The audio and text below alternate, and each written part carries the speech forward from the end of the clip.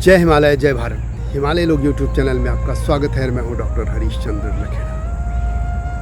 आज बात करते हैं हिंद कुश और अफ़गानिस्तान की। क्या अफ़गानिस्तान को ये श्राप है गांधारी का कि वह कभी भी शांत नहीं बैठेगा, शांत नहीं रहेगा और वहाँ हमेशा ही हिंसा होती रहेगी? क्या उसी गांधारी के श्राप को आज भी अफ़गानिस्तान के लोग झेल रहे हैं?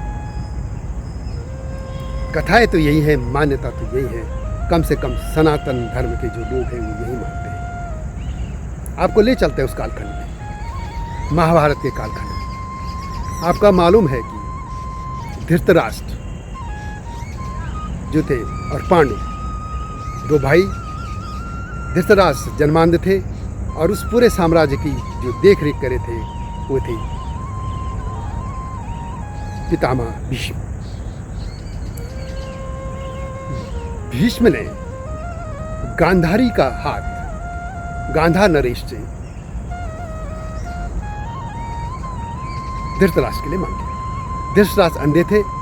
जब गांधारी को ये पता चला तो उसने भी अपनी आंखों पे पट्टी बांध दी थी और हमेशा उन्होंने अपने पति की तरह उसी तरह व्यवहार किया, जीवन जिया जैसे एक दृष्टिहीन जीते हैं। इसका बदला लेने के कि मेरी बहन का एक दृष्टिहीन के साथ ब्याह कर दिया।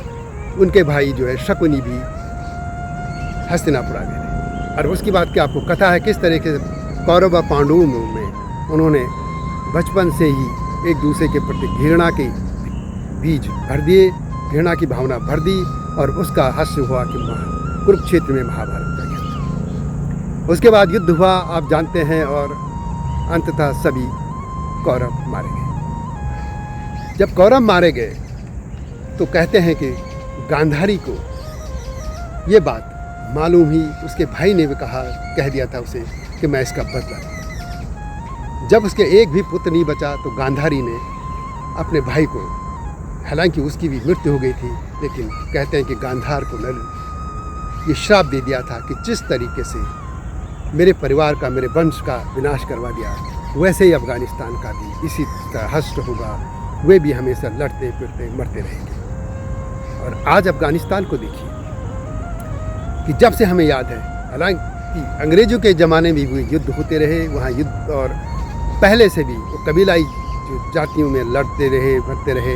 उसके बाद वहाँ पे अब सोवियत संघ की फ़ौजें आई थी, कम्युनिस्ट फ़ौजें, बाद में उनको भी जाना पड़ा था।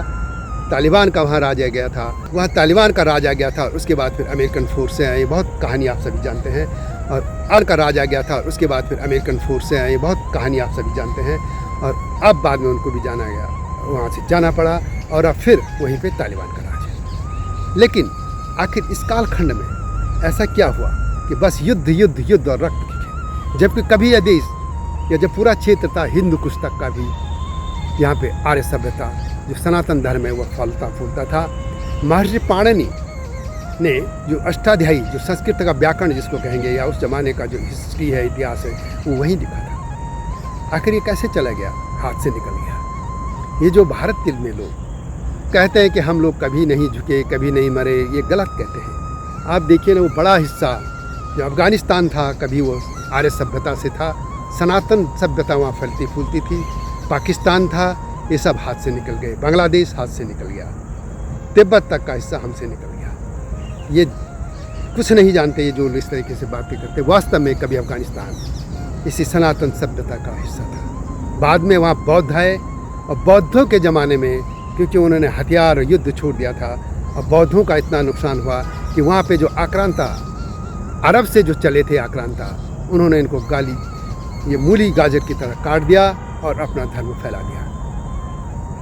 ये उस तरीके से इनका विरोध प्रतिरोध नहीं कर पाए जैसे मौर्य शासन में हुआ या उसके बाद गुप्त शासन में या और भी बाद में। लेकिन बौद्धों के आने के बाद वहाँ पूरा सभ्यता ही बदलती चली गई और उसके बाद वहाँ पे ये जो मुस्लिम आक्रांताओं ने वहाँ पे पूरी सभ्यता को ही बदल दिया और वो आज भी हिंसक है।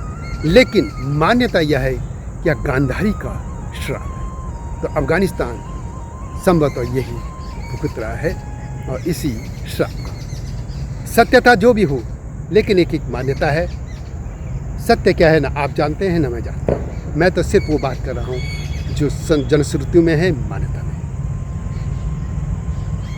तो यह वीडियो कैसी लगी कमेंट में अवश्य लिखें। हिमालय लोक चैनल को लाइक और सब्सक्राइब करना न भूलें। आप जानते हैं कि हिमालय क्षेत्र के इतिहास, लोक भाषा, संस्कृति, कला, संगीत, धर्म आदि को देश दुनिया के सामने रखने के लिए यह चैनल लाया गया है। मेरे मिशन में आप हिस्सा बनिए, आपसे यही आग्रह है। अगली वीडियो की प्रतीक्षा कीजिए। तब तक जय हिमालय, जय भारत।